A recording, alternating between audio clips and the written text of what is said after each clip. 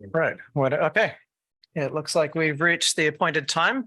Thanks everybody for showing up, maintaining your presentation, your attendance here on a Friday morning after a long day and a long week of some pretty interesting sessions.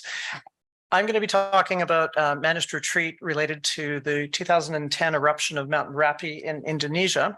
So the title, as you can see here, is Managing Trade-offs Between Volcanic Hazard and Livelihood Risks. And this is research that I've been involved in longitudinally now since basically 2011, with multiple visits to the location. And I've now added an additional researcher to this case. That's Beth Palmer, a master's student from the University of Waterloo. But I have to explain myself, what are the connections to climate change in a presentation on volcanic managed retreat? This is part of a SSHRC-funded research project called Linking Tourism, Social Capital, Cultural Capital, and Disaster Recovery, Comparative Perspectives from Nepal, Indonesia, and the Philippines. And in this research project, we're theorizing and we're examining the role of social capital as a critical part of disaster recovery, and we're going to be extending that into climate change adaptation. So, there's a lot of, I think, gray zone and a lot of overlap between disaster recovery and climate change adaptation, and of course, climate related disasters. So future research is going to be probing more centrally the role of social capital in successful climate change related managed retreat. So I'm using this case study as kind of a bridge and a test case between disaster recovery and climate change related retreat. So stay tuned. Hopefully in future versions of this conference or other conferences, I'll be presenting more centrally on a climate case. So just a quick overview, our main research questions: what are the risk and equity trade-offs inherent in managed retreat for volcanic risk reduction?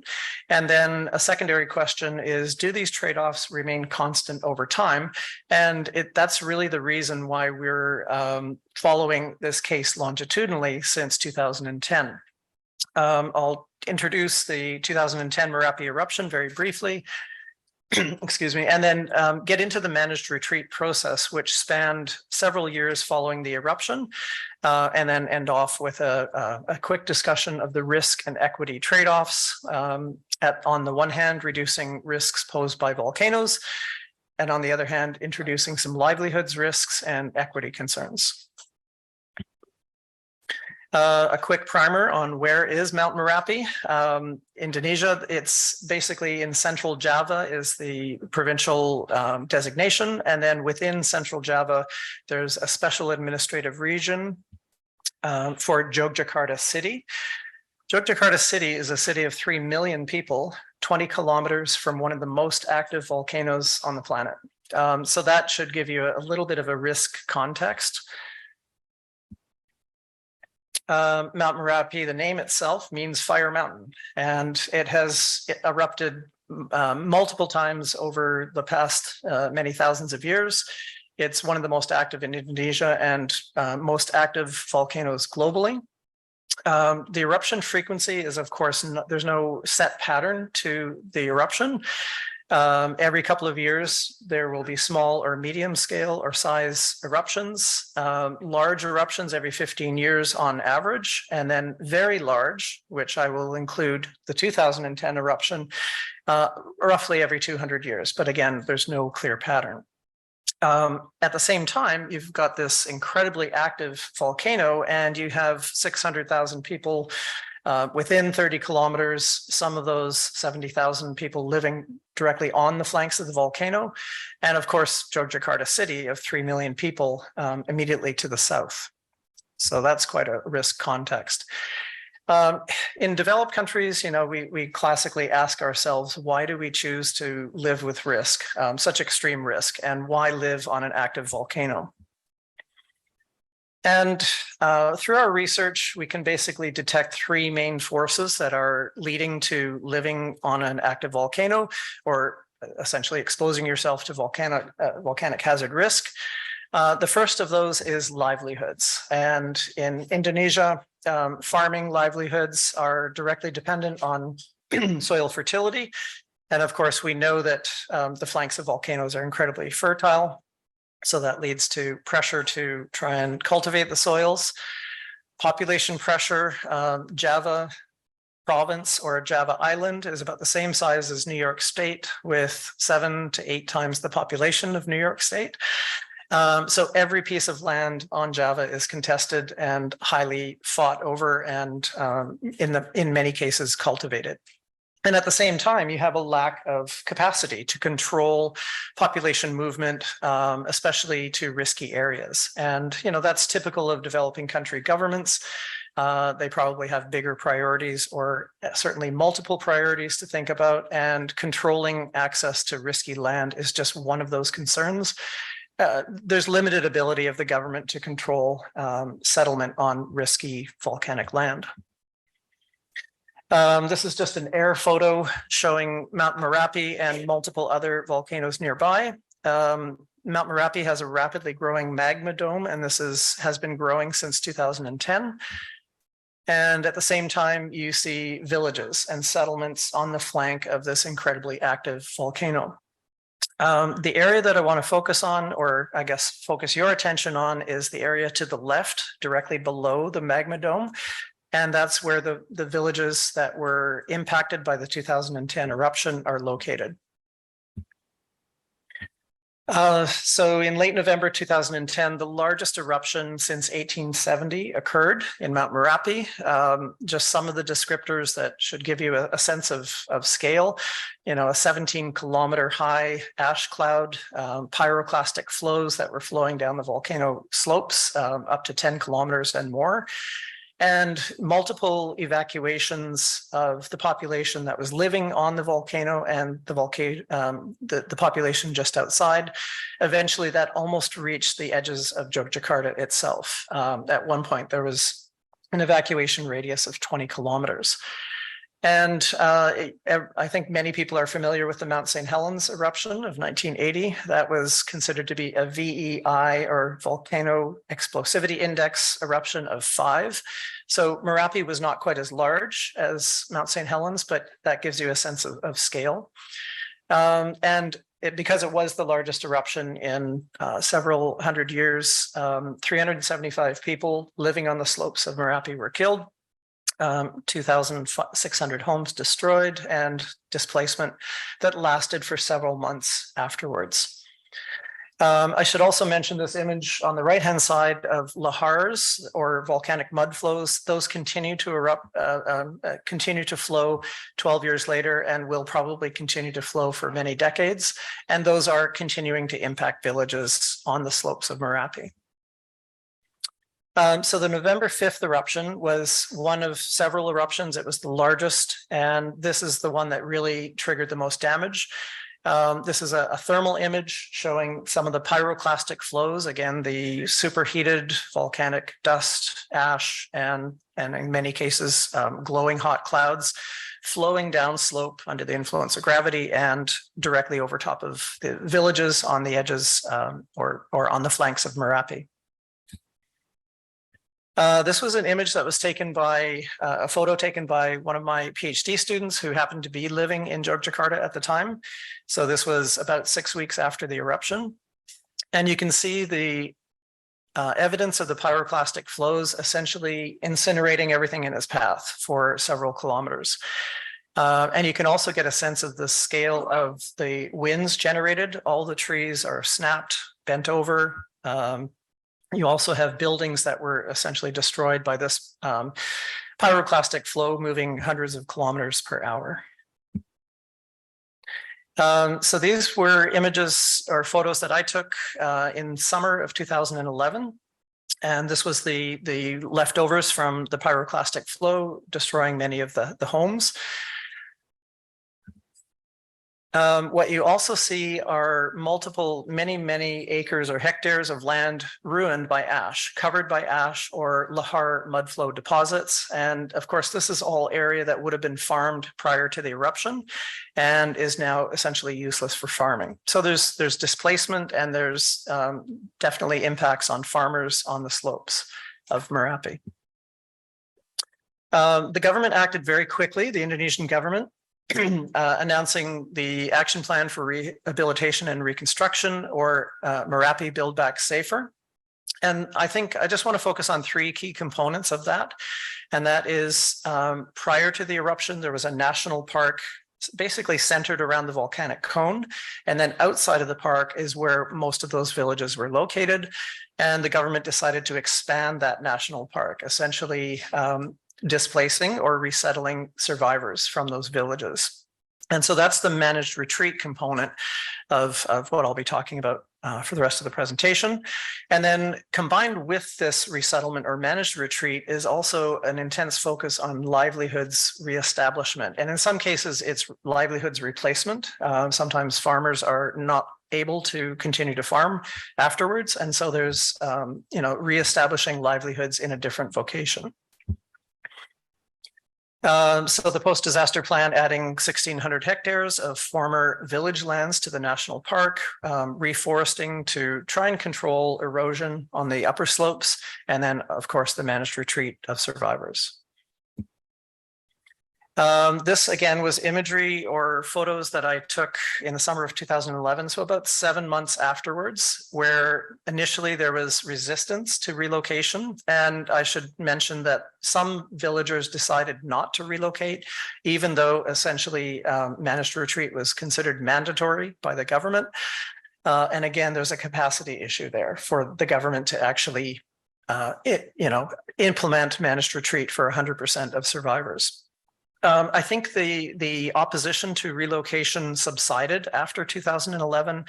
I think especially when the villagers realized what was involved and what they might be receiving. Brand new houses, land, tenure, housing certificates, and land tenure.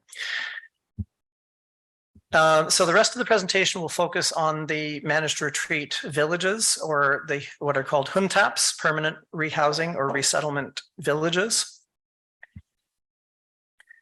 And there's, of course, certain criteria involved for managed retreat. Who was going to be retreated, who would be inside the retreat zone, and who would be outside. And essentially, the government did a rapid hazard assessment of the volcano and identified disaster-prone areas. That was the terminology. Areas where the risk of future volcanic eruption was so extreme that the government decided to retreat the survivors.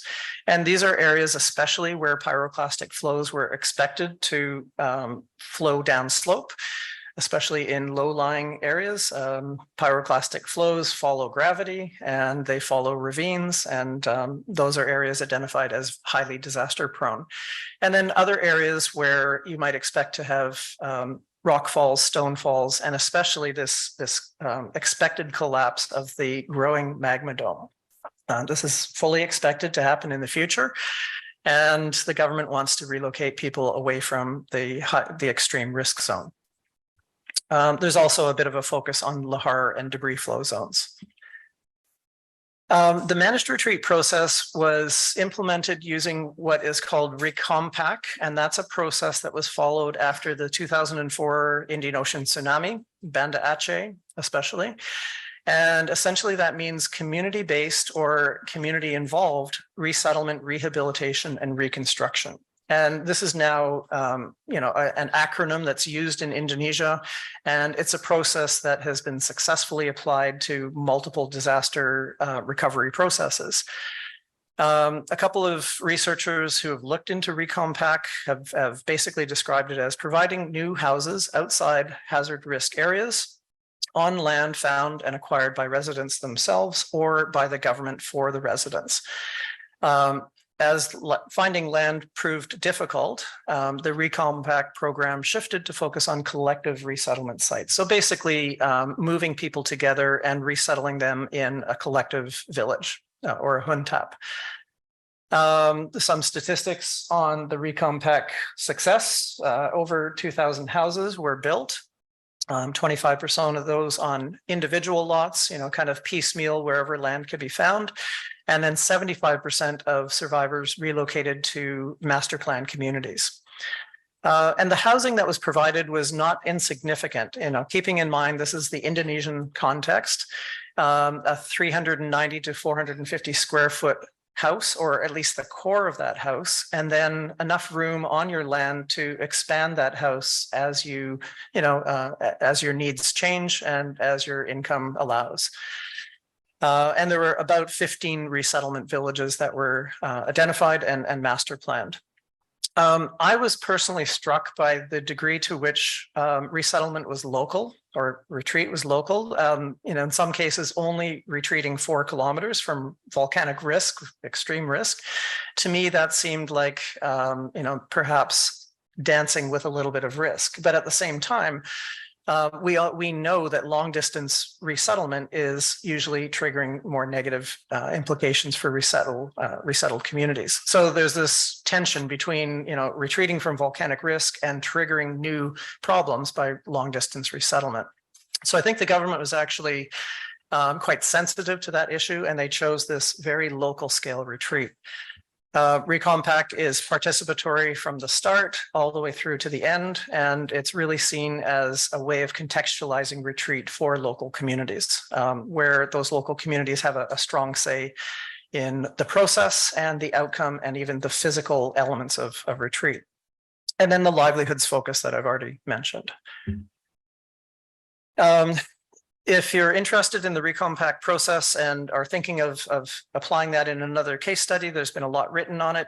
This is a World Bank publication, and just a quote from that publication. It is clear that when people are empowered to have a say in how their homes and communities are to be rebuilt within boundaries and guidelines, high homeowner satisfaction results. And this is, fairly well tested in the Indonesian context. So this is just a map showing the so-called huntaps, the collective retreat villages or sites, and these are all listed by name. About 6 weeks ago, Beth, the master's student, and I visited 4 out of those 15 huntap or villages, and just to get a physical sense and an impression of life almost 13 years later in those villages. And again, the retreat is very local. So they're moving people downslope away from the pyroclastic flows from the most extreme risk to lower risk levels, but certainly not eliminating risk completely. When we visited a couple of these villages, there was usually some sort of a map available at the start as you enter the villages. And through my rudimentary Indonesian, I translated some of the services that were available here. So there's a waste facility, a farming field focused on women and women's farming, playground for children, communal goat sheds. Because of course, they're relocating farmers from areas where everybody has rural farmland to areas where farmland is really at a premium. So there's been a shift from open fields to more communal types of farming. On the right-hand side, you have a larger retreats site or village, and you have multiple assembly points. If there's a future volcanic eruption, you have to mobilize people quickly for evacuation, and they have that built into the plan. And communal cow sheds. Again, impressionistically, the villages and the style of housing that was available in the villages that were destroyed in 2010, I would say most of those were single family homes with a certain amount of farmland attached. And there's now been a change to row housing and much more dense housing in these relocation or retreat villages. In some cases, single family homes, but in many cases, these are row houses, almost like a townhouse that we would see here in North America. So that's been one change. Also, the amount of land allocated to people has definitely decreased from previous to 2010. And now people are, they have essentially about 1,000 square feet on their property where they can cultivate land. And then there's communal land in addition to that where they might be able to practice farming. But when we visited these villages, people were essentially cultivating every inch of their plot. Other researchers have looked at this retreat process and, of course, trying to get a sense of, is this good retreat? Is this effective? Is it successful? So that was part of the research strategy, to look at other researchers. And this was one of the best articles that I came across personally. And their conclusion is essentially that the recompact process truly represents building back better for affected people, and can be understood as a people-centered housing reconstruction process. So you can follow that article if you want more details about recompact. So we're trying to assess the connection to livelihoods, and there's obviously a livelihoods change here from prior to 2010 and to the retreat villages, but there has been a clear focus on livelihoods reestablishment, enhancement, change, and ongoing support. So these were just some of the livelihoods that we saw mentioned either on the maps as we entered the village, or that were mentioned in secondary data, or mentioned by our interviewees. So, raising livestock, that's not a change from pre-2010, that's just a continuation. Batik making was a new approach that was introduced, and that seems to be very successful, especially with women. Food production, craft making, market gardening. And I'll just draw your attention to this last bullet point here, tourism. That is an entirely new category of livelihoods that has absolutely exploded after 2010. Pardon the choice of words. There are now over 400 Jeep operators that take tourists, both domestic and international, on Mount Merapi every day, hundreds of tourists per day. We were just sitting for lunch for 30 minutes and we saw at least 50 Jeeps pass by us, all of them filled with tourists, some of them wet because it's raining, all of them enjoying what's called Volcano Tour Merapi. And there's multiple different sites that are included on these tours. Other researchers have looked at satisfaction of the resettled, the retreated individuals, the survivors. And on this plot here, they're looking at only two of the Huntap, Plosokerep and Kuwong. And in all cases, or in all of the criteria that they mentioned, satisfaction levels were over 50%, rising up to 80% in terms of things like facilities, infrastructure, quality of housing, social networks, social capital. And that's a really, for us anyway, in our research group, that's a really important criteria. If you've retreated and resettled people, typically there's quite a hit on social capital and social networks. But somehow in this recompact process, they seem to have either maintained or rebuilt social capital. And that was an important finding. In one of the previous sessions, there was quite a focus on the commemoration of retreat. And so we also looked at that issue, and there are multiple commemoration sites on Mount Merapi and even in the retreat villages where the villagers are remembering what happened. They're remembering the disaster. They're also remembering the retreat process. And in some cases, they're commemorating the reestablishment of village life. In other cases, they're providing a museum which tourists and locals and even school children visit to remember the 2010 Merapi eruption. This image on the top left, if you're not quite understanding what it is, it's basically an incinerated motorcycle. And that was rescued after the eruption and then put as a memorial and a commemoration, basically remembering this eruption.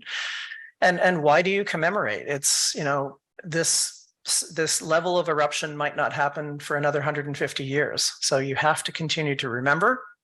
And it provides a powerful, I think, public education reminder, especially for children and future generations. So I guess trying to conclude quickly, we looked at the issue of risk trade-offs and equity trade-offs in the managed retreat process. I would say from the very start of the retreat process, there were clear risk reduction gains. Villagers and survivors are now further away from the most extreme risk on Mount Merapi. At the same time, there is definitely a loss of place attachment. People have been resettled. And these are, for the most part, these were rural farmers who have been resettled now into a semi-urban environment. So that's quite a change. And also there are livelihoods changes associated with that. So something like 30% of retreated survivors left their pre-eruption livelihood, which was mostly farming, and are now involved in something else. There was certainly social capital disruption. Like there's just no way around that when you've moved from one setting and one socially constructed situation to another. And in some cases, that's a physical change at just being closer to your neighbors or next to new neighbors, or just really a physical change in your environment. So there was definitely disruption. But this is a longitudinal study, and I think it's important to look at how that risk and equity trade-off changes over time. 12 years later, they are still safer than they were prior to the eruption. And in many cases, that place attachment has now reformed. It's a new form of place attachment. People seem to be very happy with the new house that they received, the land that they received, the tenure, and even the settlement style. So place attachment can change, and you can still have satisfaction as that place attachment changes. Livelihoods have definitely transitioned for some people from farming to other forms, to maybe using farmed products for secondary manufacture, food manufacture, etc. And I think it's safe to say that social capital has also reformed in these new locations. There's quite a stability of that population now that they have ownership of their house and tenure of the land. There doesn't seem to be a lot of trading of houses or sale.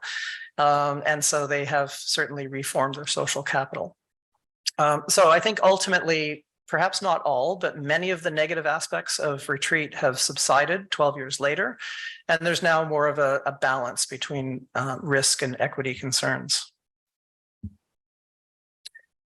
How do we take what we learned from this managed retreat program for volcanic risk and try and apply that to other programs or even other types of risk? I think in this case, the experience with extreme hazard has fundamentally altered the way survivors perceive the risk in the area. And that really led to a lot of acceptance of the retreat process.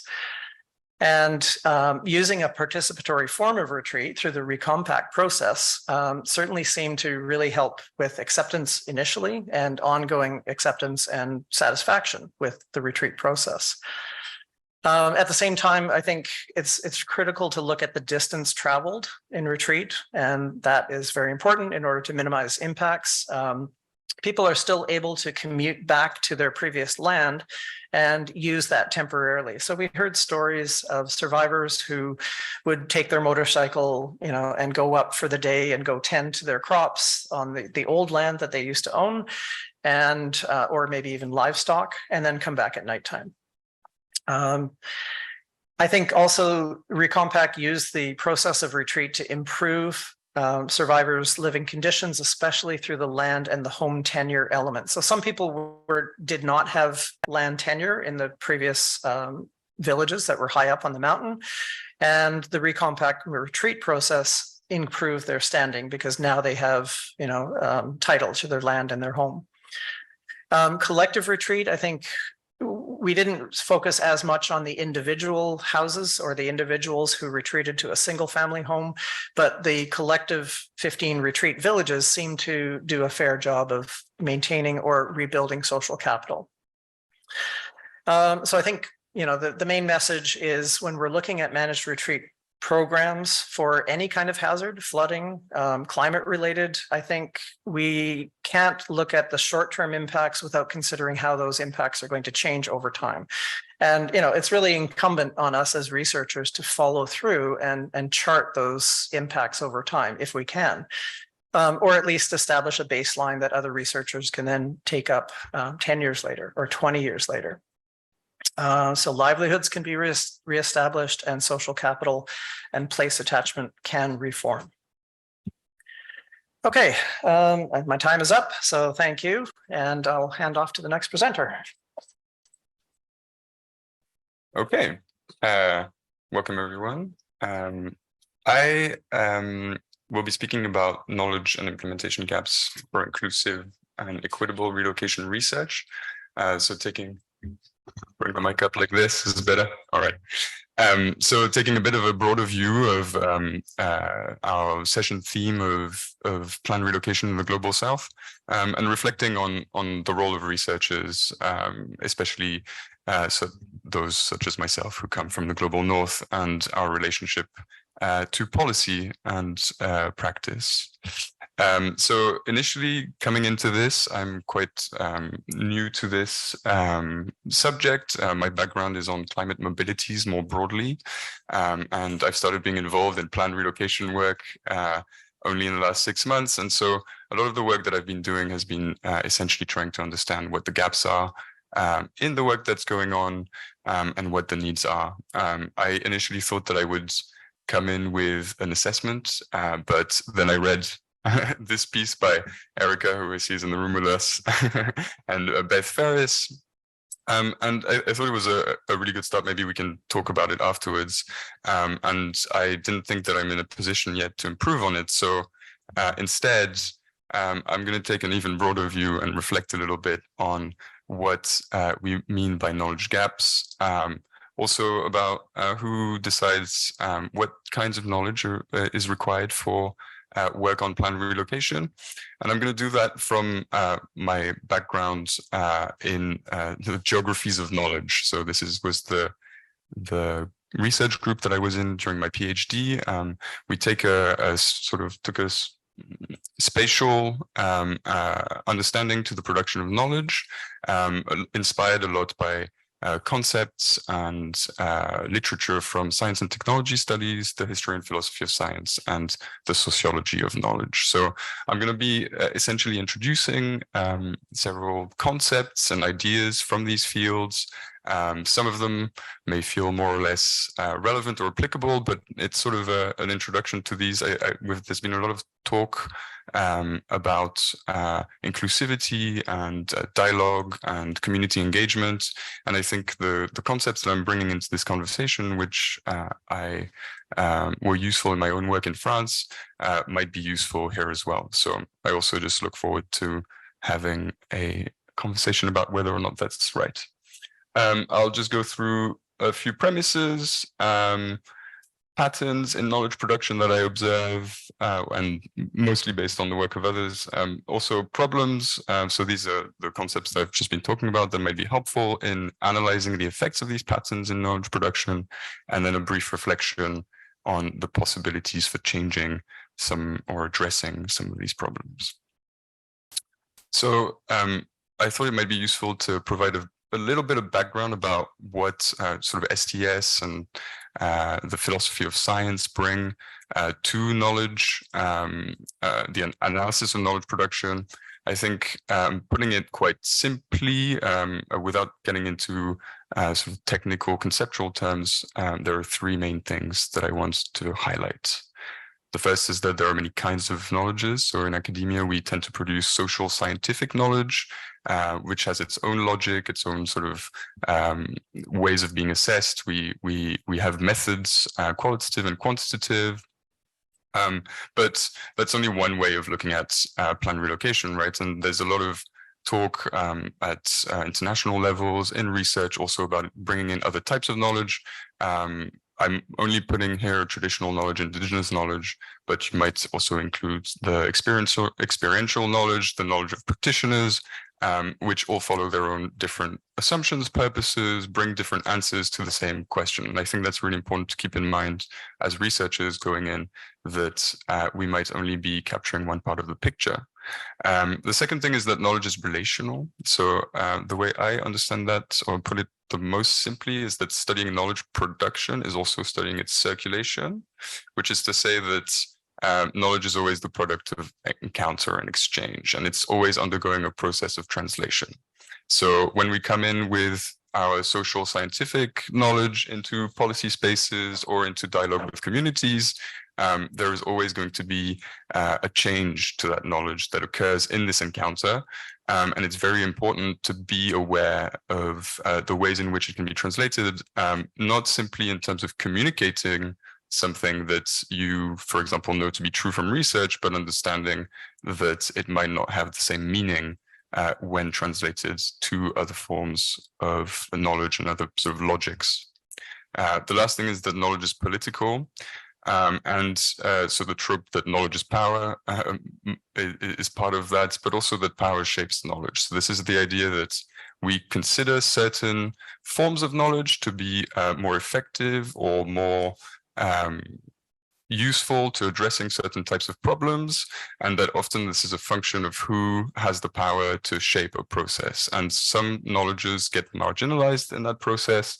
And as researchers, it's very important to reflect on the sort of ways in which the way in which we produce knowledge might be sort of obscuring or marginalizing other understandings about the processes that we study.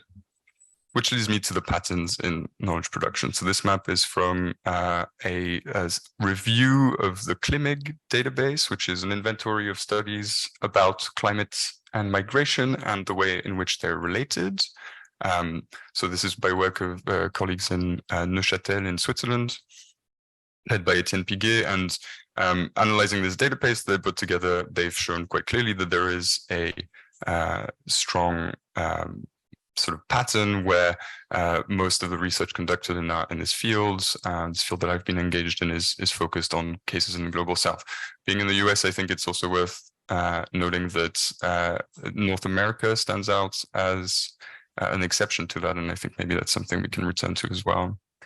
Most of the authors, on the other hand, come from the global north, and perhaps even in a more pronounced way, they are funded by organizations in the global north. And so returning to this idea that, there are certain hierarchies of knowledge and so on. You see the European Commission, for example, is mentioned here. I'll get back to them a little bit later. They implement certain knowledge hierarchies, for example, and that's something to keep in mind. More specific to plan relocation, the work of Leaving Place, Restoring Home by Erica and Sanjay Lavera-Singer has also mapped this, and there's a similar pattern in plan relocation and managed retreat work. But going again here, in terms of patterns, you can go a little bit deeper into these maps. So again, the Global South is perhaps overrepresented, but also there is very uneven pattern of case studies across the world. I mean, it's quite striking, for example, how Africa versus, say, Southeast Asia or South Asia, in terms of the numbers of studies. Although it's worth noting, this was discussed in another session already, but there are also this is also just certain kinds of knowledges, right? It's the published literature. It's a database that's also hasn't been updated for a couple of years in certain languages. So we might be missing quite a lot. There's potentially unpublished cases. It's also climate-related work, but we might actually be have things to learn also from historical cases of relocation, which are many. Those might be dam-related. There's a huge literature on that. There are colonial histories of relocation, which are not quite captured here, but might also be relevant to our work, especially when going to the global south. And again, there might also be different ways in which relocations have been discussed that aren't captured by published literature. So bringing us back to this question of what kinds of gaps are we talking about, and what are the limitations of maps such as these. So bringing in a few of these concepts from STS and the history and philosophy of science, and these are the problems I'm going to provide now are very influenced, or I found them useful in my own work, which was focused on the ways in which international development and international solidarity actors in France approach climate and migration, broadly speaking. But I think they have applicability here as well when talking about plan relocation. And so one of the things that I've noticed is the over-visiting of particular places. Susan Echo, just in a panel a couple of days ago, talked about poster child places. She mentioned, for example, in West Africa, the one case study that comes up is always St. Louis, but there are many, many other places, and these are the sort of patterns that you find in research, but they're also sort of intermingled with the ways in which journalists work. There's a tendency, I've interviewed filmmakers, for example, they find their case studies based on the work of others, often because that's just simpler, and you have that knowledge base, or sort of, academic and journalistic knowledge base that's available to build on, but it means that certain places get completely over-researched. And so a similar pattern is this idea of the sinking island. There's a focus on that. And also one of the effects of this, and this is an interesting point made by Lutz about the Carteret Islands off the coast of Papua New Guinea. One of the papers cited here, Connell 1990, is one of the first cases of the Carteret Islands, pointing out that the people there were thinking about resettlement already in the 1990s, and Lutz visited in the 2010s, and he concluded that although the Carteret Islands might have been visited many, many times, they were in fact not over-researched because the research questions that had been asked were actually not relevant to the people there. And that's a pretty damning conclusion, I think, of some of these patterns and sort of the ways in which certain knowledges, certain priorities are marginalized in this research process. Another example of this is the village of Vunidogola Loa in Fiji, which attracts a lot of media attention when there are, of course, many, many other cases and communities that are facing relocation in Fiji. But very importantly, I think this leads to something that's this concept of research fatigue, which is that people in these places often begin to lose to them. So I've worked with filmmakers who went to Fiji recently, and they had initially, like many others before them, thought of going to this very particular village, but through a long process of preparation, they found actually other connections, other places, and they went and spent most of their 3 months visit in other villages. But having decided to initially, they thought we may as well go there because we thought we would go, and when they turned up, people really refused their presence and refused the filming and were very reluctant based on their prior experiences. And this is something I've heard from many other people who come from the Pacific. Another major problem is the superficiality and performativity. And so now I'm moving more into a sort of a policy space, but talking to international development actors in France, there was often this pattern of talking about environmental justice, about climate justice, about including other kinds of knowledges. But I've always found this paper by Pat Noxolo and her colleagues to be very useful in thinking about that. And they, just to put it very briefly, because I see I've already spoken for 15 minutes. They show that responsibility is this thing that can be discussed and presented without actually taking responsibility, and it can be a very performative process. There's a similar challenge around this concept that Malcolm Ferdinand, whose book, a really excellent book, was recently translated into English, where he talks about sympathy between people. So this is more of an NGO world problem, but environmental movements sort of talking about racial justice without actually building the links with people who have been talking about this for a really long time. Yeah, which then leads to this broader problem in research, which is about extractivism. If you do superficial and performative work, then you risk merely extracting knowledge from other people, translating into academic forms, and giving nothing back. Another use and misuse of knowledge, these are a couple interesting papers about strategic ignorance. So this is more about how research is then communicated to policymakers. This is something that I found in France, and the people are really mentioned a lot in migration circles, which is that it's not because you have received funding, or it's not because you have you're in touch with policymakers, or that you go to auditions, or that you are invited to the Élysée Palace, that what you say will be heard. And it's important to also think, when you talk about knowledge production, also about the production of ignorance and the role that sort of strategic ignorance can play. And so I really recommend the paper by Stefan Schiel and his colleague from the Steckspilder. That's about, so I've listed sort of certain patterns of omission, compression, and the way migration data is represented. And this letter to the EU Commission really made this point: funds but disregards. That's a pattern that migration researchers point to very often.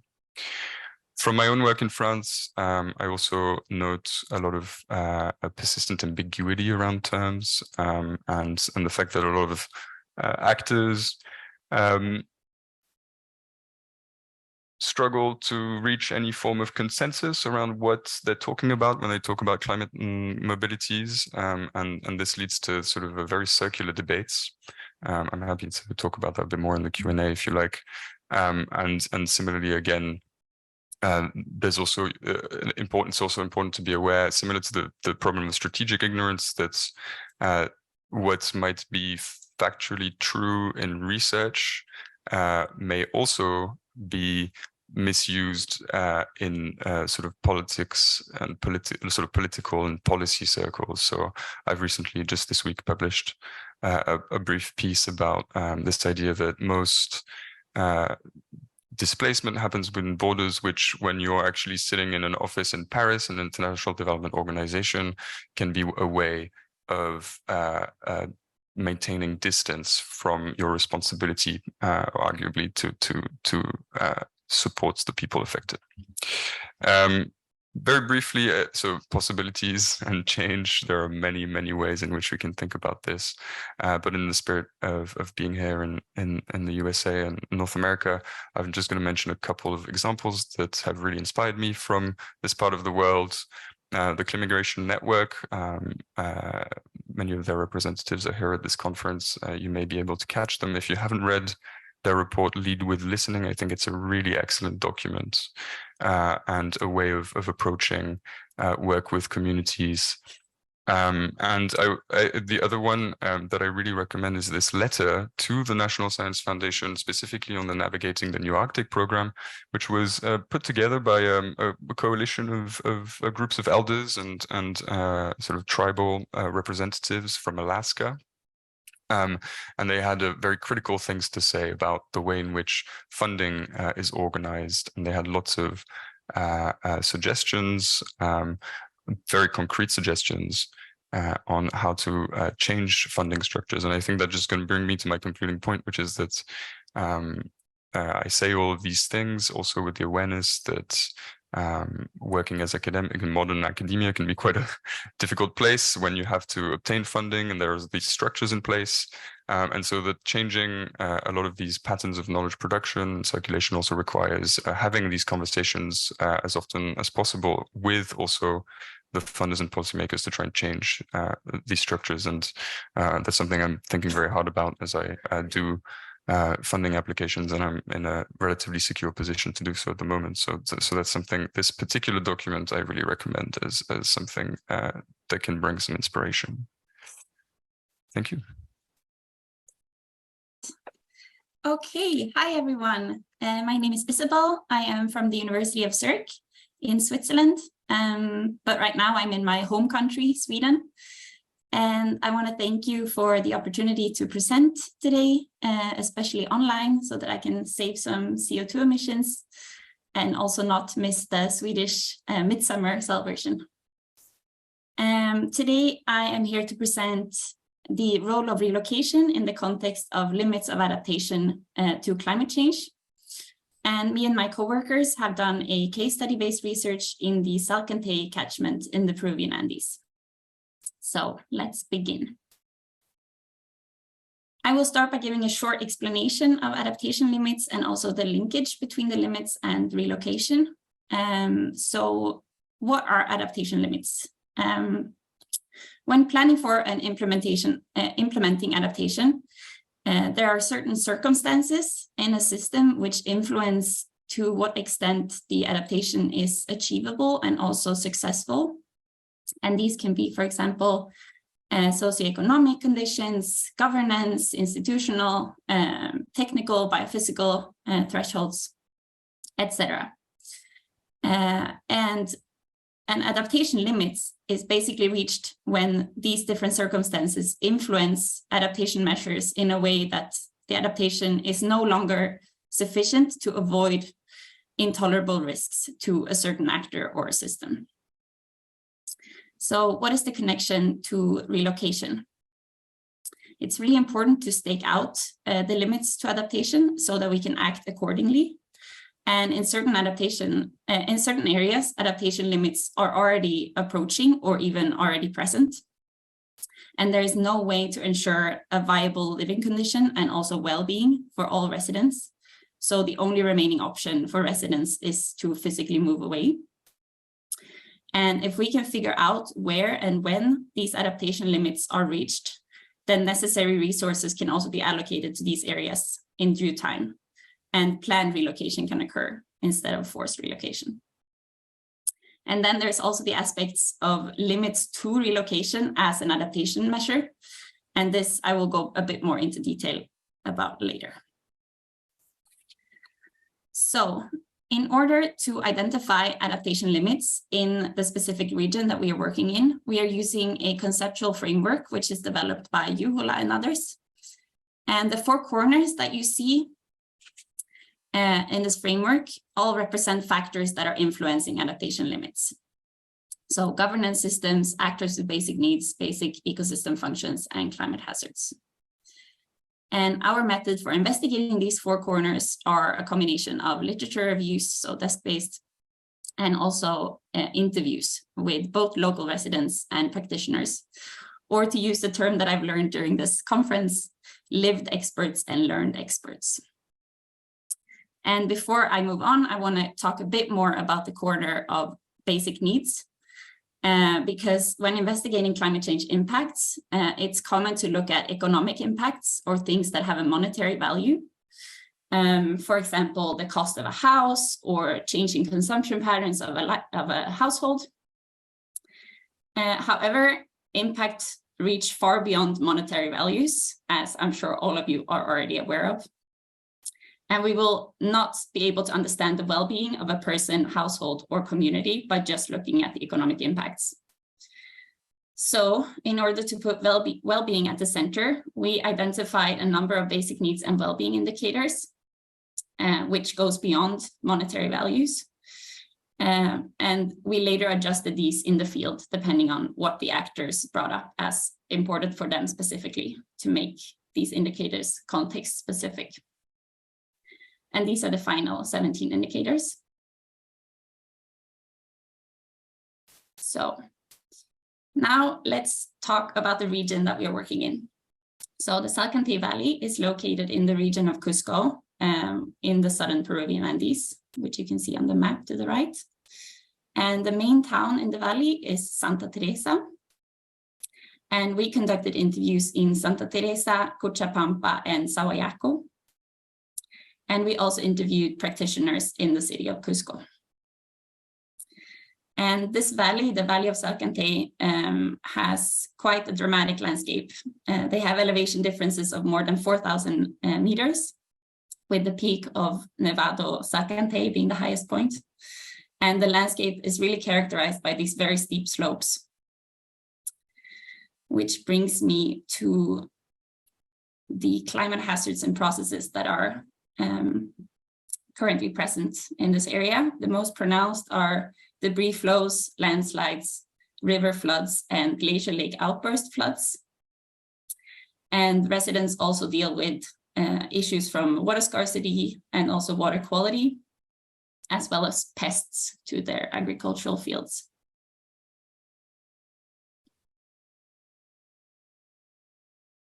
So moving into the methodology of our work, we interviewed 6 residents. You can see the distribution on the slide. We also talked to one municipality representative in Santa Teresa and one teacher in Sahuayaco and one pastor in Santa Teresa. And we also talked to 9 practitioners from 7 different institutions and NGOs. And interviews were conducted by me and my colleague, Sanne Schneider.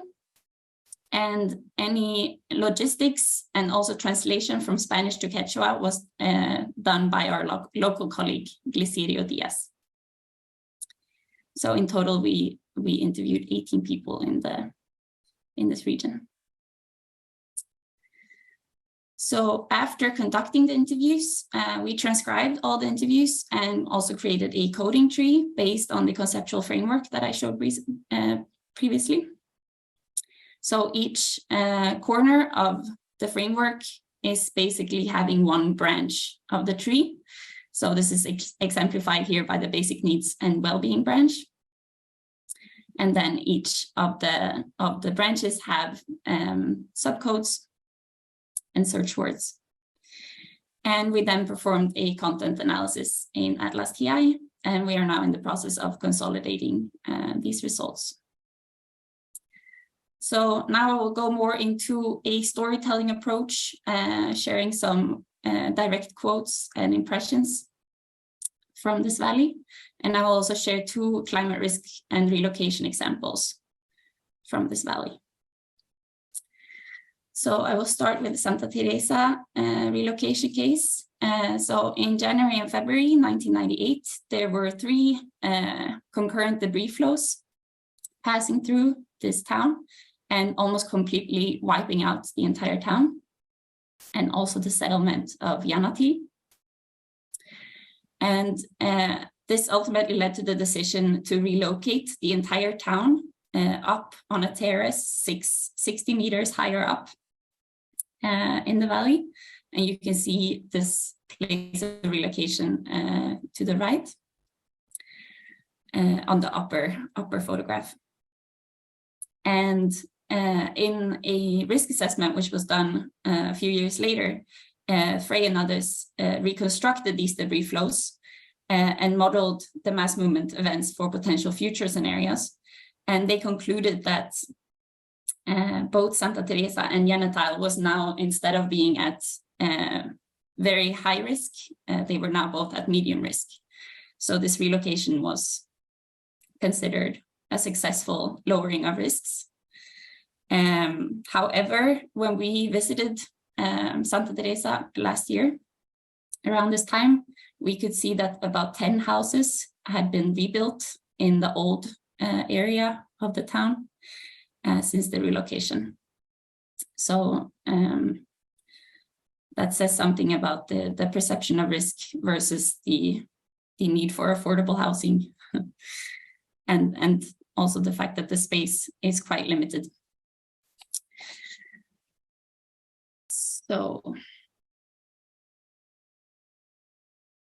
the second case is a glacial lake outburst flood, which occurred because a rock avalanche from the Nevada Salkantay caused this overflow of a glacial lake higher up in the valley. And the village of Sahuayaco was the most severely hit by the flood, with at least 13 people died and many more were displaced. And Sahuayaco did not have the same opportunity to relocate the houses that were destroyed as Santa Teresa had 20 years prior. And this had many reasons, which I will go into a bit more in detail soon. But for example, COVID played a huge role. There were financial constraints, and there were also logistical reasons of actually finding a space big enough with lower risk in the same valley. And many people also decided to completely leave the valley after this disaster. Some of them are now coming back, but some of them have relocated permanently. And if you want to read more information about the actual event, like the physical aspects of the event, you can read this literature piece by Oscar Vilka and others. And so I mentioned that COVID was a big blockage in terms of relocation. And COVID was actually compounding the impacts of this flood event, because the COVID pandemic started spreading about a month after the event had occurred. So travel bans restricted a lot of the relief support to the people that were affected by the flood. And another thing was that people had previously started to diversify their income because of changes in the climate had an impact on their agricultural yields. So they needed to gain income from somewhere else. So they had focused more and more on tourism in the previous few years. And this was completely stopped during the pandemic because there were no tourists passing through. This is otherwise a really famous hiking path that goes through this valley, and it's also really close to the Machu Picchu. So it's usually really crowded with tourists, but now everything was closed and shut down. So this source of income was also reduced to zero. And another aspect of this, of the village of Sahuayaco, is that there is a school in Sahuayaco, but they decided to renovate the school and rebuild. So they started tearing down a lot of the school buildings. And then there was a risk assessment made of the valley, which concluded that the school was in an area of high risk. And this made the funders draw back their funding, which left the school, the teachers and the students quite in crisis, because they also had already started tearing down the houses. So now they are crammed in the very few buildings that are still standing. And there's really not that many funders interested in investing in building a school in a high risk area. So this was an, I think, unexpected result of the risk assessment. And now I will share a few direct quotes from the interviews. So after the flood, one of the residents of Sahuayaco decided to move up to her agricultural field. And she stayed there for almost 2 years, completely out of fear for another flood. So I will read. This is translated from Spanish to English, so take it with a pinch of salt. You mentioned that after the 2020 flood, you've lived on a farm for some time. Can you tell us a little bit of what that was like? Yes, we worked on the farm. We didn't have a house. We had to make a little house on the floor, on the ground. And how long did you stay there? Almost a year, almost 2 years we were there. Then when the normality of the cars came back, it was good for me to leave, but I was afraid. I was afraid to live here. We thought that it was going to come back again like this. And now you're still afraid of what's going to happen, or do you live here peacefully? No, during rainy season, we're not living quietly here. In the rainy season, do you go to the farm again? Yes. But now in dry season, it's okay. Yes, these months, yeah. From November, you're afraid already to live here. And is there help, or how does the government help you to live here with the risk? No, they haven't helped us at all. Yes, they have sent us food. Did they give it after the flood? Yes. And now, no more. No, after the flood, they gave us. Now, no more given, nothing. And these are some other impressions, first from a resident on the influences of the flood that are reaching beyond economic impacts. The reality is different from the reports. The most worrying thing is the psychological impact on young people. It is important that the information is recompiled. It is important in this basin to install an early warning system. And then from one of the teachers at the school in Sahuayaco. Any loud noise and they are afraid. Children who have lost their parents have no interest in life. They are distracted and not learning. And below you can see a photo looking out from one of the school buildings in Sahuayaco. And to the right is the Laguna Salkantay in 2020. So this was about 1 year and 3 months after the flood. So it's slowly starting to refill again, but very, very slowly.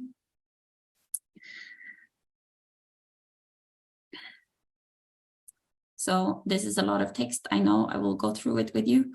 This is a municipality representative from Santa Teresa, who is giving their perception on the limits of relocation in Sahuayaco. So they're mentioning some governmental limits, the limits related to COVID, and also physical and cultural barriers.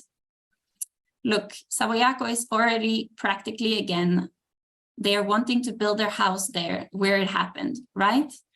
But unfortunately, also due to the relocation of Sahuayaco, we haven't been able to, until now, we are after the management of the central government, an issue that the pandemic has delayed us. The changes, and we haven't even been able to get their modules as we should have done for the relocation of all that population.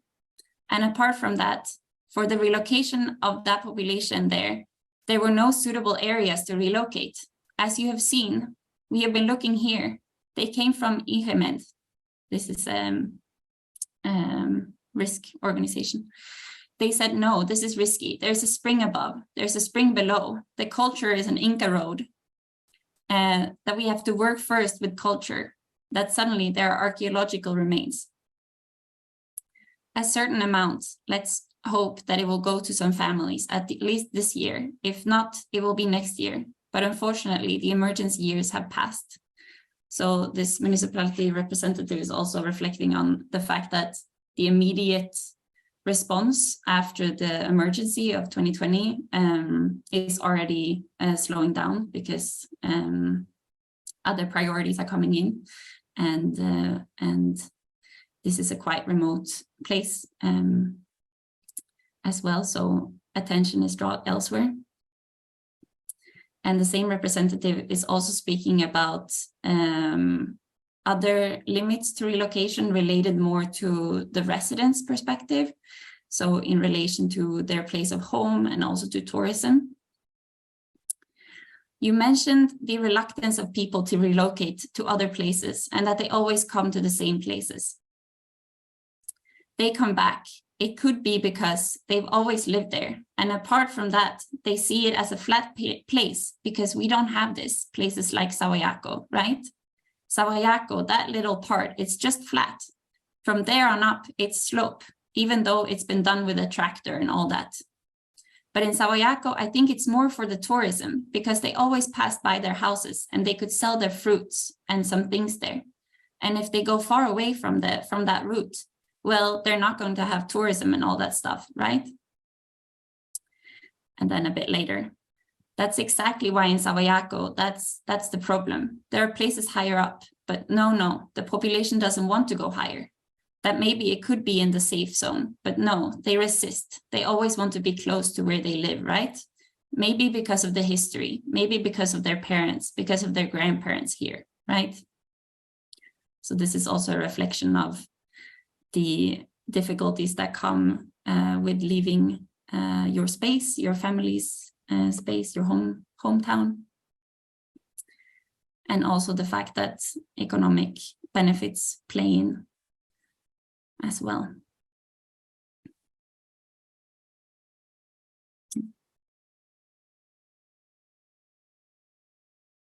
So moving on to the Santa Teresa relocation case. We also asked residents and practitioners about this experience, and one practitioner brought in perspectives of the limitations, such as physical barriers and how to collaborate with residents, also in terms of time management. So I won't read it, but they basically talk about how the residents of Santa Teresa and other residents in this valley is working cannot be working from January to March because the rains are so heavy and there are many landslides, so it's really dangerous to be on the road. And then right after, it's coffee harvesting season, which is really important in this region. So it's really half a year out of the year that people are not available to work. So this they mentioned as a barrier to quickly relocate Santa Teresa.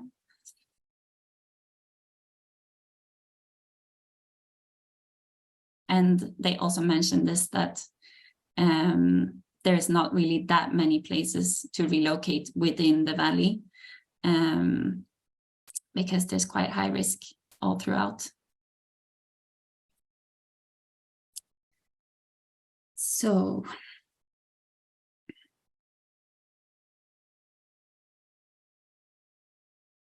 then we also spoke to several residents in Santa Teresa about their perceptions of relocation, considering that they had already gone through one relocation.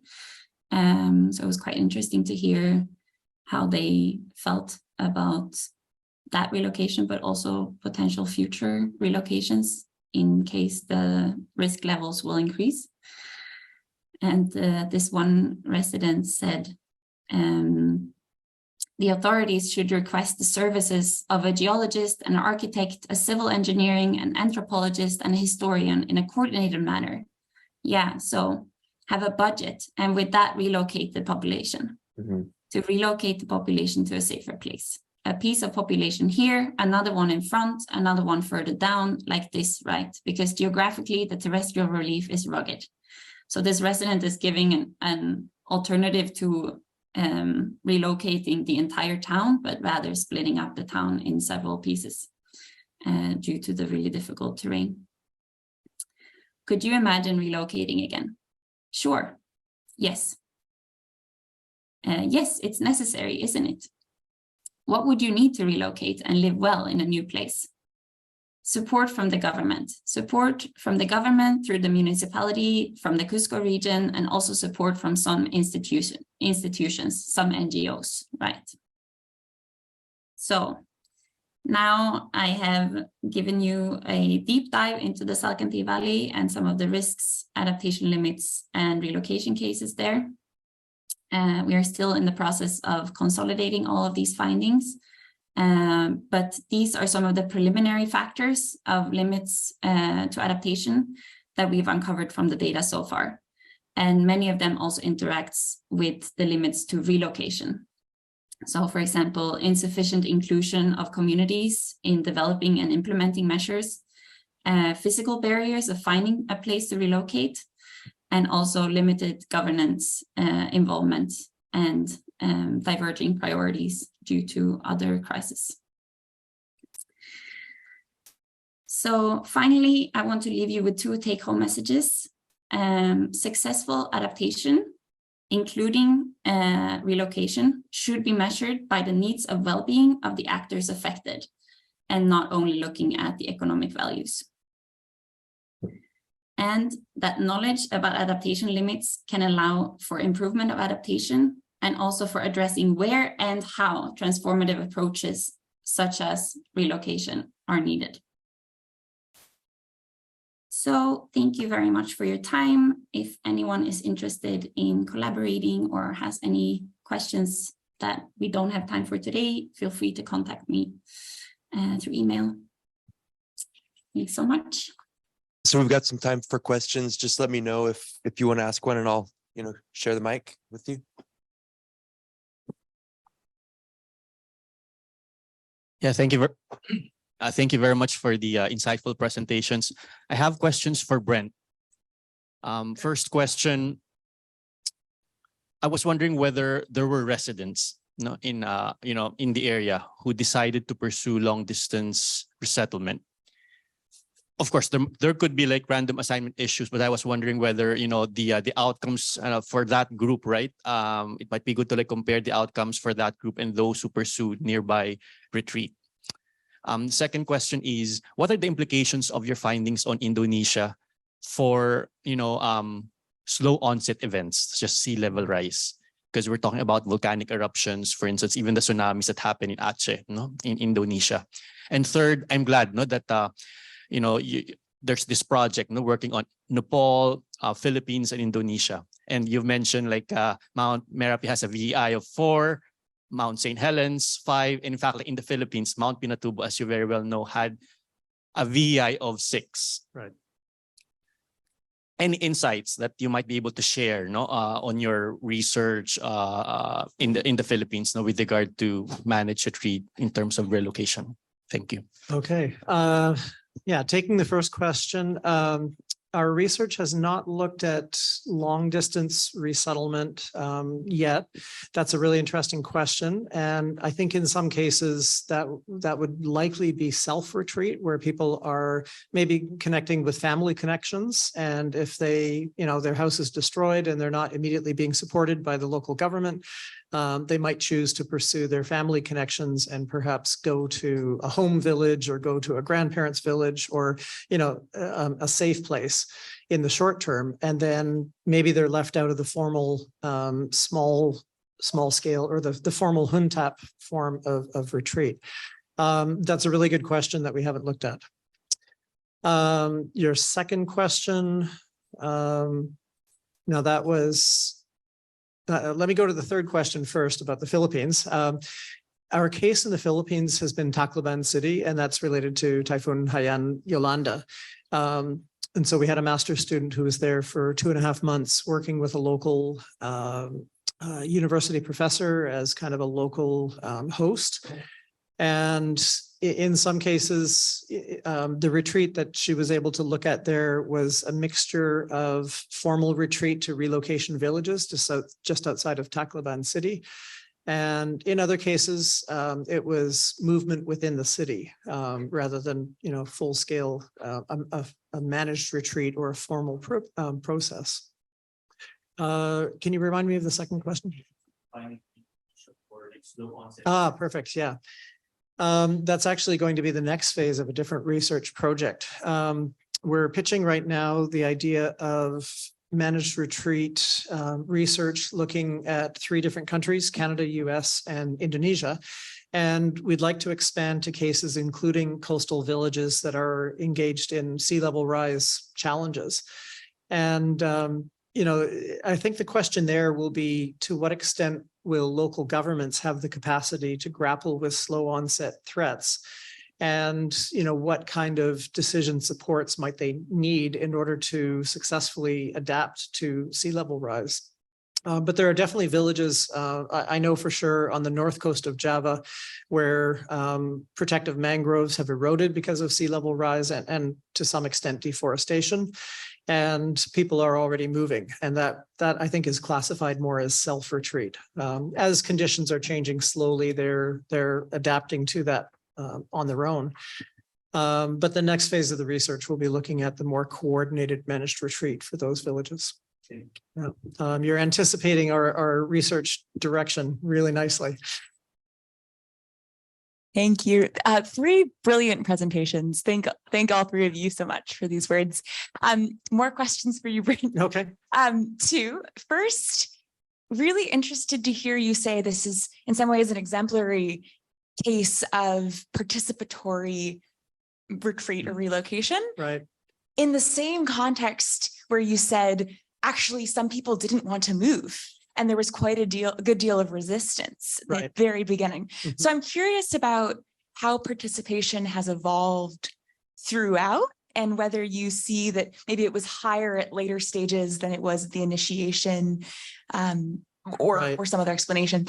And question 2 is zooming out a bit to the context of Indonesia as a whole, such a fascinating country context because you have a capital that, at least in the media, is planning a relocation for political reasons, perhaps more than population safety. But I'm curious about whether the Recompak model has been, whether people have thought about scale and whether this approach could be broadened beyond just a small village. Okay.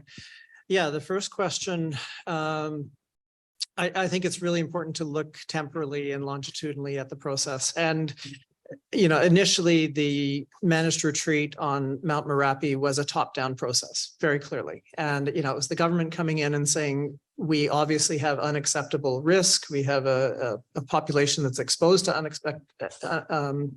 unacceptable risk, and we are going to move that population. And then the process that they used to engage that population then became participatory. So there's elements of top-down, and there's definitely elements of participatory process in order to get to the end goal that the government had at the start. And I think, and there's a couple of maybe indicators of success in the fact that they were able to move that number of people into homes in under 4 years, to build the homes, to find the sites, to build the homes, to move the people, house them temporarily, and then move them permanently into those sites through a participatory process is quite an achievement. And then I think those villages have now become more or less self-governing, and the government has withdrawn and said, our role is finished here, at least the more centralized provincial government. And then normal village politics and management takes over. And now there's, I think, quite a flourishing community self-management in terms of livelihoods, diversification, and training. And there's cooperative centers and cooperative institutions that are functioning in those villages. So again, those are kind of secondary indicators of success, I think. I think the second question, I don't think the recompact process scales well to moving an entire city the size of Jakarta. And that's such a complex undertaking. And, what is pitched in the media, or what outsiders view as, a city of 30 million people moving, is not at all what's actually going to happen. It's going to be the operation of government, national government that will move, and government functions will move. And there's multiple reasons for that, only one of which is sea level rise and climate hazards. But there's many other reasons behind that. So no, I don't think recompact can scale beyond, I think recompact was used in the city of Banda Aceh, which was 250,000 people. The survivors of that city were more like 100,000 to 120,000 people, and it seemed to work for that scale. But there again, that's a really compact footprint of one city of 120,000 people, not 30 million. So no, I don't think it could scale to the level of Jakarta's move. Thanks. Interesting questions. Thanks. Question for David, or for any of the panelists also, I guess. Whether I really appreciated your presentations of the funding streams, and I think that illustrated sort of how the flow of power, resources being one form of power, are influencing what research is done and what it looks like. Are you finding that funders of research are open, or even maybe starting to shift resources to be able to get more diverse knowledges reflected in research, or even getting resources that academic or professional researchers can get into the hands of community partners, impacted communities, whether for participation in the research process, or co-lead, co-production, or even for addressing some of the climate challenges that people are facing in real time? Thanks. So thanks for that question. I've been doing a lot of research into potential funding for my work that I'm grant raising at the moment, basically. And I'd say it's a very uneven. And in Europe, at least, a lot of the national science funders tend to have quite traditional understandings of how to, there'll be a short paragraph on gender mainstreaming or something like that, but it feels a little superficial, and you're still judged on criteria that sometimes also it's very basic research, some sort of thing. But there are some models that are emerging that I think that are interesting. Mostly, I think actually from what I've seen, initiatives supported by private sector foundations, which I think is kind of interesting. But for example, the Climate Justice Resilience Fund is an interesting model that's recently emerged. That's supported by a coalition of partners, but also some bilateral development aid. But where they have a practitioner board, also representatives from communities involved directly in the selection of the funds, and like it's very explicit. And I think there's some emerging models that are happening. But if you're talking really about basic research, it's still quite difficult, I think, to and this is why I think the case from Alaska is very interesting, because they have some very concrete and very specific suggestions for how the US, the National Science Foundation, can actually alter its practices. And it involves very concrete things like indigenous peer review groups, like specific questions to researchers about how they've engaged with communities in advance and so on. Yeah.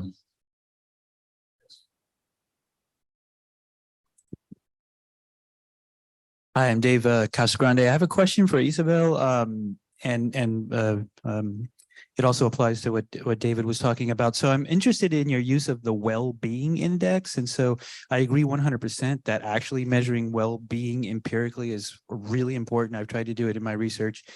But the challenge is most of the indexes have been developed from a Euro-American perspective and don't really apply to what indigenous people would consider, areas of well-being. So I was wondering, and it's an example of the misappropriation of something in producing biased knowledge. So I was wondering if you could talk a little bit more about how you adapted the well-being index to your cultural context. Mm-hmm. Yeah, thank you for your question. It's a really good one. And we thought about it a lot as well. Well, for starters, we created our interview questions to be as open-ended as possible. And we basically started the whole interview with asking what is important for the residents in their everyday life and to sustain their everyday life and feel well during their lives. And then we made notes of what came up. So that kind of moved it into a more context-specific direction. But I also am aware that the type of questions that we asked, the way that we framed them, is still from a Western perspective with unconscious bias. We did screen the interviews with a lot of colleagues from the region to try and limit this, but still I'm aware that this is a definite limitation of our study. Hi, thanks so much for sharing all your knowledge today. I'm curious if you've found in your work interest in and assistance for, say, individuals or households that that want to move, but maybe the rest of the community doesn't, or say a community is ready to relocate, but not necessarily all together into one place. What are the opportunities for that to happen in a way that's not so cohesive, maybe is a term. And then I'm also curious in Indonesia and Southeast Asia, what indigenous people's relationships are or have been traditionally to volcanoes, and whether there was already in place ways that people were adapting to eruptions or living, finding ways to live with that risk.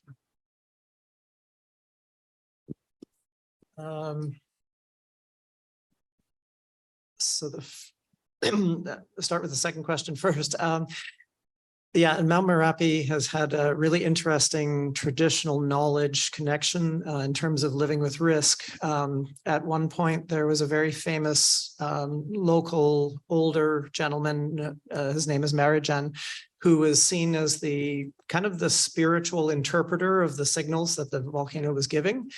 And in some cases, there would be seismic tremors detected. The seismologists would warn local villagers that an eruption was imminent. And this local spiritual interpreter would say, no, it's not actually going to erupt. And so the villagers wouldn't evacuate. And in many cases, he was actually right. And so he gained this kind of mythical status as the interpreter of the volcanic signals. In 2010, as the eruptions became stronger and stronger, he then again interpreted that to mean it's not going to erupt violently. And he personally and his family didn't evacuate, even though many other villagers were evacuating, and he actually died in the 2010 eruption. So that, there's this tension between scientific knowledge and local knowledge in interpreting, when to evacuate, whether to live in this risky environment or not. And there were many interviewees that we spoke to, or that have been spoken to by other researchers in these relocation villages, who said the 2010 event was beyond extreme, beyond our previous experience, and it convinced us to move. It's just too risky. So there seemed to be a bit of a break between, I think, traditional interpretation and letting others decide for you, and then living through that experience, and then actually deciding for yourself what risk means and what it doesn't mean. But I think still to this day, there's this tension, or at least influence, of both traditional knowledge and certainly scientific knowledge. There's a long-standing tradition in Indonesian villages that are in areas of risk. They have a security post of some sort and a communication system, which is nothing more than a hollowed out log and something that you hit on the side of the log. It's called the kul, and that's actually the sound that it makes when you hit it. And that sound transfers 2 or 3 kilometers. And so that's been used for millennia as a warning system of some sort. People also interpret the signals from local animals, livestock, and even pets. And that's been used to interpret the signals that the volcano is giving. So yeah, there's this really interesting interplay between traditional and scientific knowledge, but it's a heavily studied volcano from both sides. The first question, just remind me again. I think it was more general for others as well. For any of you all, Yeah. in the communities you've worked with, if there's interest in and assistance for individuals to move Right. on their own. Okay. I wonder, Isabel, if you want to comment on that, or I'm not equipped to answer that question. Sorry, I didn't hear. Could you Oh. repeat the question? Sorry, yes. The question was if in the communities you've worked with, if there's interest in and assistance for individuals or households who want to move on their own, not necessarily as an entire community relocating. Right. Yes. I would say it depends. So the preliminary findings from our study show that there are some variables upon which residents are quite positive towards relocating. For one, it's if they're able to stay within the valley. This is a big one. Second is if it's permanent or temporary.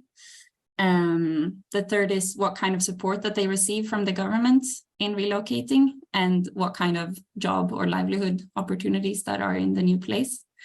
So in our interviews, we had quite diverging answers based on these different aspects. So I think it really depends what kind of support system that there is in the relocation. And I do think like a few of our residents already had connections elsewhere, also in other valleys, that they had the opportunity to move to in case of a really big hazard.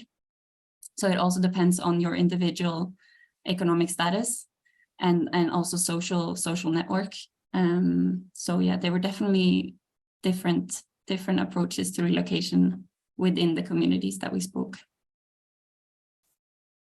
I know we're over time, but just quickly for the Indonesia case, 25% of the people involved in the managed retreat process did not retreat collectively. So they retreated to a single family home, and kind of they were scattered across the landscape. And that was, I think, more the nature of available land. But it could also have been personal choice not to relocate as a community. And then there are always people who slip through the cracks of any program of managed retreat. But there are NGOs that were helping during that disaster recovery process, the Indonesian equivalent of Red Cross, and also more community-based organizations. And so they were able to provide some assistance to individuals who were left out of the collective process. And then I presume there are individuals as well who just could not tap into anything, and they slip through the cracks. So it's a typical messy human system post-disaster. Yeah. All right. Well, thank you so much to our presenters. Questions? Thank you. Yeah, it was really curious actually about that.